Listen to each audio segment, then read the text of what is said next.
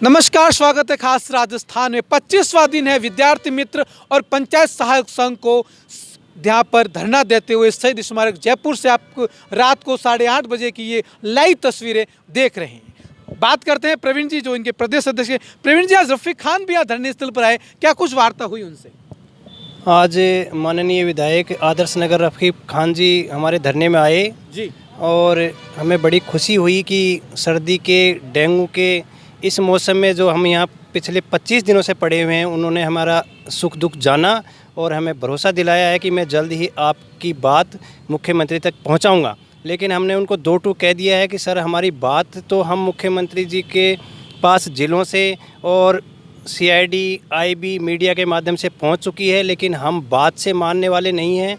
हमने प्रण लिया है कि हम यहाँ जब तक नहीं उठेंगे जब तक सरकार हमारा जो नियमितीकरण का वादा है वह पूरा नहीं कर देती है। उन्होंने कल हमें बुलाया है और आश्वस्त किया है कि आप कल एक बार मेरे पास आइए, मैं आपको विश्वास दिलाता हूं कि सरकार से आपकी बात करवाएंगे और आपका जो नियमितीकरण का सरकार ने वादा किया था उसको जल्द ही पूरा करवाएंगे। डॉक्टर जी भी दिल्ली में कह रहे हैं पंचायत सहायक और विद्यार्थी मित्रों का ग्रेड पे बहुत कम है, 6600 में क्या होता है? वो सिर्फ कथनी करनी दिखा रहे हैं क्या, या करना नहीं चाहते?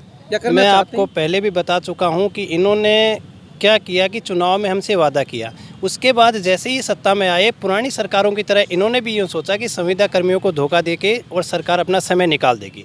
लेकिन मैं पहले भी बता चुका हूं कि अब सारे राजस्थान के संविदा कर्मी जाग चुके हैं। सरकार के भी 2 साल बाकी हैं। यह आंदोलन संविदा कर्मी तब तक जारी रखेंगे जब तक सरकार अपना चुनावी वादा पूरा नहीं कर देगी। अभी आपने देखा भी होगा कि 3-4 जिलों में CM की सभा में विद्यार्थी मित्र, पंचायत सहायकों ने किस तरह हंगामे किए हैं। आने वाले दिनों में यह हंगामे और ज़्यादा होने वाले हैं और मैं आपको मीडिया के माध्यम से माननीय मुख्यमंत्री जी से निवेदन करना चाहता हूं कि अभी भी समय है, आप हमारी पीड़ा समझिए। हम पिछले 25 दिनों से यहाँ पे होली, दिवाली, भैया दूज, गोवर्धन पूजा के साथ साथ हमने डेंगू और सर्दी की रातें यहाँ निकाल रहे हैं। तो हम रोजी रोटी हमें चाहिए, हम भूखे हैं, हम परेशान हैं, हमारा शोषण हो रहा है। एक तरफ आप कहते हो कि केंद्र सरकार ने महंगाई बढ़ा दी, हम आपसे कहते हैं कि आप कम से कम ये तो सोचिए कि 6600 में हमारा कितना शोषण आप कर रहे हैं। इसके लिए आप क्यों नहीं कोई अच्छा प्रयास कर रहे हैं?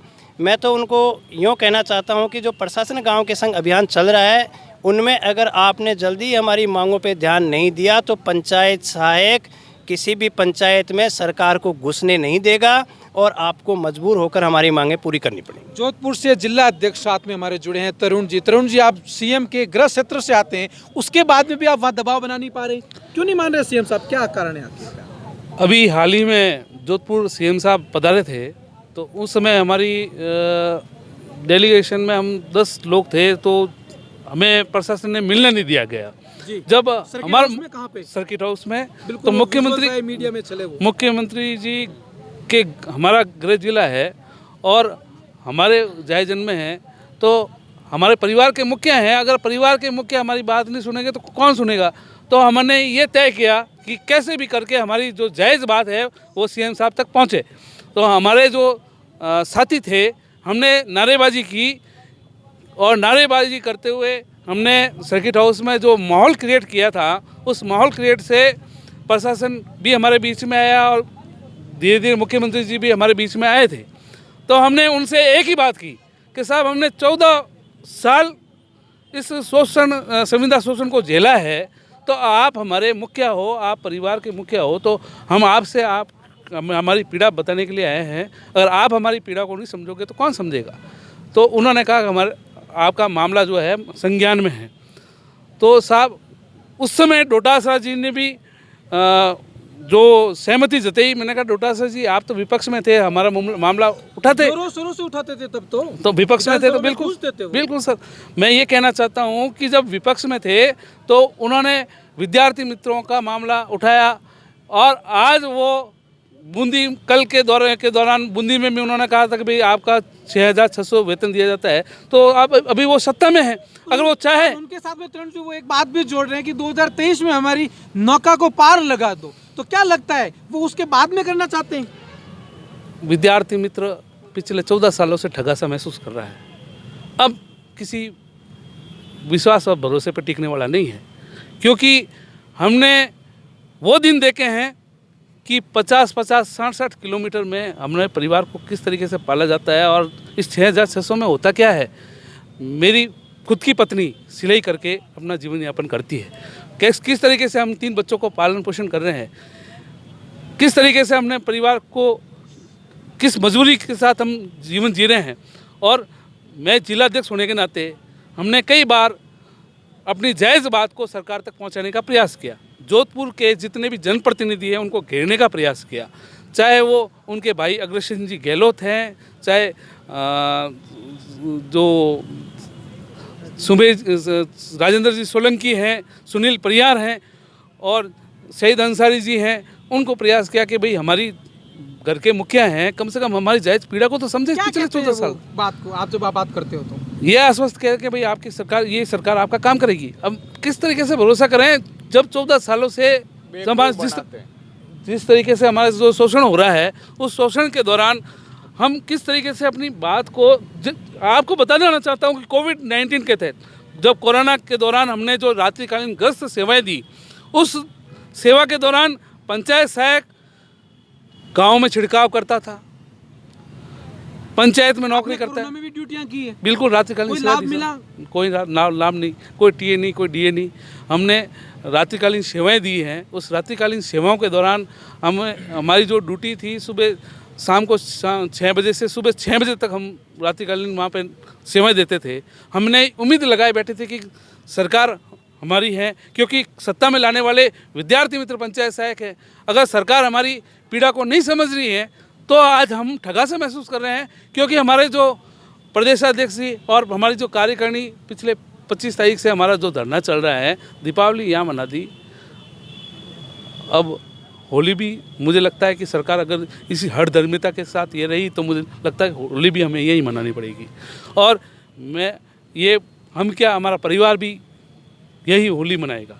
तो हम ये सरकार से उम्मीद करते हैं, हम आप ही के परिवार के सदस्य हैं और सरकार की योजनाओं को धरातल पर पहुंचाने वाले काम करते हैं, तो कम से कम हमारी जायज़ पीड़ा को तो समझें। हम कौन सा उनसे हम अपने अधिकार मांग रहे हैं, कौन से खैरात मांग रहे हैं उनसे? हमारी पीड़ा है, हम हमारी पीड़ा को अगर मुखिया के सामने नहीं बताएंगे तो किसके बताएंगे? वो हमारा परिवार का मुखिया है, सरकार चला रहे हैं, मुख्यमंत्री जी जननायक है। श्रीमान जननायक से आज भी मैं उनसे ये अपील करना चाहता हूँ, जोधपुर की लाज तो रखो, संविदा कर्मचारियों का शोषण तो खत्म चलेगी आपकी तरुण जी। जब तक हमारी जो जायज़ बात को अगर सीएम साहब नहीं सुनते हैं, सरकार अब तब तक है, नहीं तो चुनावी वादों में हम दिलाएंगे याद कि हम किस तरीके से सत्ता परिवर्तन करना जानते हैं। एक सवाल प्रदेश अध्यक्ष से ले लेते हैं प्रवीण जी। सबसे बड़ा मुद्दा ये कि जहाँ जहाँ प्रशासन गांवों के संघ और शहरों के संघ जो चल रहा है, उसमें जहाँ जहाँ मुख्यमंत्री जा रहे हैं, प्रदेश अध्यक्ष डोटासरा जा रहे हैं, मंत्री भी जा रहे हैं, वहाँ भी आपके साथियों को पुलिस दबा रही है, रोक रही है, गिरफ्तार भी कर रही है। ऐसा क्यों हो रहा है? आज मैं आपको बताना चाहता हूं न्यूज़ चैनल के माध्यम से कि धौलपुर में हमारे वरिष्ठ और सीनियर साथी जिलाध्यक्ष संतोष जी कौशिक को जिस तरह से पुलिस ने गिरफ्तार किया है जी, मैं आपको न्यूज़ चैनल के माध्यम से सरकार को चेतावनी देना चाहता हूं कि ये आप और भी गलत करने जा रहे हो। लोकतंत्र में अपना अधिकार रखने का, अपनी बात रखने का सभी को अधिकार होता है।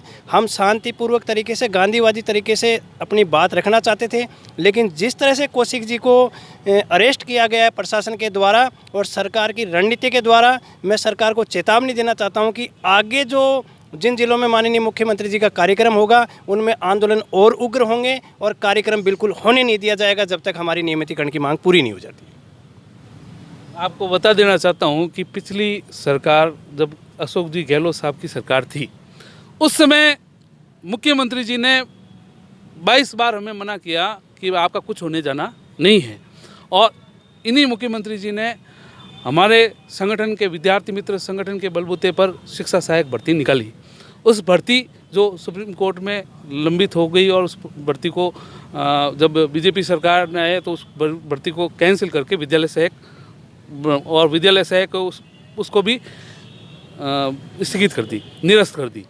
आज विद्यार्थी मित्र पंचायत सहायक तो ठगा सा महसूस कर रहा है। हमारे जो 6000 वंचित विद्यार्थी मित्र रहे हैं, आज भी उम्मीद लगा के बैठे हैं कि कभी न कभी तो रोजगार मिलेगा, क्योंकि हमारे बहुत भाई तो पहले विद्यार्थी मित्र उनकी आत्महत्या कर चुके हैं और हमारे जो कोरोना काल के दौरान पंचायत सहायक 22 पंचायत सहायक आत्महत्या कर चुके हैं, क्योंकि इस शोषण भरी ज़िंदगी से, क्योंकि मात्र 6,000 से किस तरीके से घर चलता है और कोरोना काल के दौरान किस तरीके से वो अपने परिवार को, उनके पास कोई रोज़गार नहीं, उसके बाद में वो रात्रिकालीन ग्रस्त सेवा करते हैं, किस तरीके से उनका जो शोषण हो रहा है, उस शोषण कम से कम हमारी जायज़ पीड़ा को तो समझे, हमारी भावनाओं को तो समझे। हमारे जो 6,000 वंचित विद्यार्थी मित्र आज भी बाहर हैं। हमारी जो अगर सरकार चाहे तो सीधा शिक्षा सहायक भर्ती जो थी, उस भर्ती के अंदर सेवा नियम बदलकर ये भर्ती सरकार चाहे तो कर सकती थी, मगर सरकार ने इसके बारे में ज़रूरी नहीं, क्योंकि कांग्रेस सरकार की भर्ती थी और कांग्रेस सरकार चाहे तो उस भर्ती को सेवा नियम बदल के भर्ती करती है, तो निश्चित रूप से हमारे जो 27,000 विद्यार्थी मित्र, पैरा टीचर, शिक्षाकर्मी सभी आ जाएंगे अगर सरकार चाहे तो। सरकार स्थायी समाधान चाहती है, स्थायीकरण चाहती है। कांग्रेस घोषणा पत्र के अंदर उन्होंने जो वादा किया है, अगर शिक्षा सहायक भर्ती करती है तो निश्चित रूप से हमारा सीधा समाधान है, और नहीं तो फिर हमें ना तो कोई सेवा नियम चाहिए, ना किसी प्रकार का, हमें तो स्थायीकरण चाहिए। क्योंकि हमारी कार्यकारिणी जब से संघर्ष कर रही है तो हमारी कार्यकारिणी का उद्देश्य केवल ये है कि किसी भी तरीके से हमारा स्थायीकरण हो। वो सरकार का विषय है कि सरकार किस तरीके से हमारा कैडर बनाती है, क्या करती है, वो सरकार का विषय है।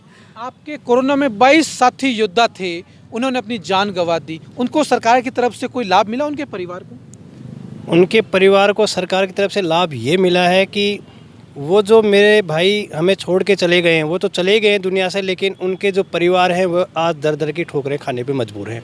सरकार ने वादा किया था कि 50 लाख उनके परिवार को बीमा दिया जाएगा जो कोरोना में ख़त्म हो जाएंगे, लेकिन बड़ा खेद और दुख का विषय है कि सरकार ने पॉलिसी में ऐसा बदलाव किया है कि संविदा कर्मियों को 1 रुपया नहीं देना है, जो रेगुलर कर्मचारी हैं उन्हीं को पैसा देना है।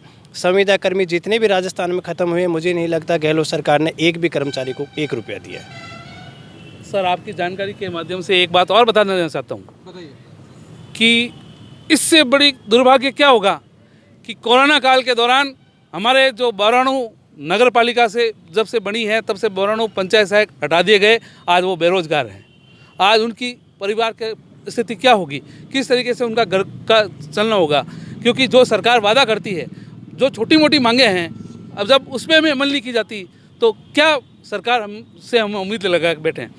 फिर भी हम मुख्यमंत्री जी से अभी भी आग्रह करते हैं कि हमारी जायज़ पीड़ा को समझें, हमारे जो बौराणु नगर पालिका से जो हटे हैं उनको भी अन्य जगह स्थानांतरित करें, और हमारे जो 6,000 वंचित विद्यार्थी मित्र हैं उनका भी स्थायी समाधान, हमारा सभी का समाधान एक ही है, चाहे वो शिक्षा सहायक भर्ती करे या सेवा नियम बदल के कोई नया कैडर लाए, हम स्थायीकरण चाहते हैं। क्योंकि अब किसी भी प्रकार से हम बर्दाश्त करने वाले नहीं हैं। अगर कितना वित्तीय भार आएगा 27,000 को अगर गवर्नमेंट नियमित कर लेती है तो? देखिए सर, हम तो क्या बताएं कि हम तो वित्तीय गणित ही भूल गए हैं, क्योंकि हमें सरकार ने ऐसा कुछ दिया ही नहीं है कि हम वित्तीय के बारे में कुछ सोचें। हमें तो सरकार ने पिछले 13-14 सालों में जो ज़िंदगी दी है, हम तो सिर्फ ये घर का जुगाड़ चलाने में, अपने बच्चे बीवी बच्चों का और माता पिता की सेवा करके, कैसे मेहनत मजदूरी करके उनका पेट भरने में लगे हुए हैं। हमें नहीं पता कि सरकार हमें किस पे करेगी, कैसे करेगी। हमारा तो सिर्फ अब एक ही है कि हमारा धरना जब तक जारी रहेगा जब तक सरकार अपना नियमितीकरण का वादा पूरा नहीं करती है। प्रदेश के 27,000 पंचायत सहायक नहीं, सारे संविदा कर्मी जाग चुके हैं, और मैं न्यूज़ चैनल के माध्यम से सरकार को खुली चेतावनी देना चाहता हूं कि समय रहते अगर सरकार नहीं चेती तो चुनाव से पहले ही सरकार को एक बहुत बड़े आंदोलन का सामना करना पड़ेगा, और इस आंदोलन का इतिहास इतना खतरनाक होगा कि सरकार को घुटने के बल आके हमें नियमित करना पड़ेगा। सरकार झूठा वादा बार बार करती है, कोरोना में अपने साथियों को खोया, लेकिन बेशर्म सरकारें चुनाव और उपचुनाव में वादा कर लेती है। प्रशासन गाँवों और शहरों के संग में अपने इन युवा साथियों को बार बार दूर करती है पुलिस की तानाशाही रवैये के ऊपर, लेकिन ये अब लंबा समय तक नहीं चलने वाला है, क्योंकि 27,000 पंचायत सहायक और विद्यार्थी मित्र अब जग चुके हैं। दीपावली भी यहाँ पर मनाई है, सरकार की छाती पर काली दीपावली मनाई है, वो गलत मैसेज भी सरकार और कांग्रेस के आला कमान के पास में गया है। अभी भी समय है, सरकार समय पर चेत जाए और कथनी और करनी में अंतर ना करे तो बेहतर है। खास रिपोर्ट रमेश देगड़ा के साथ में आप देख रहे हैं मैं खास राजस्थान, कुलदीप चारण, शहीद स्मारक, जयपुर।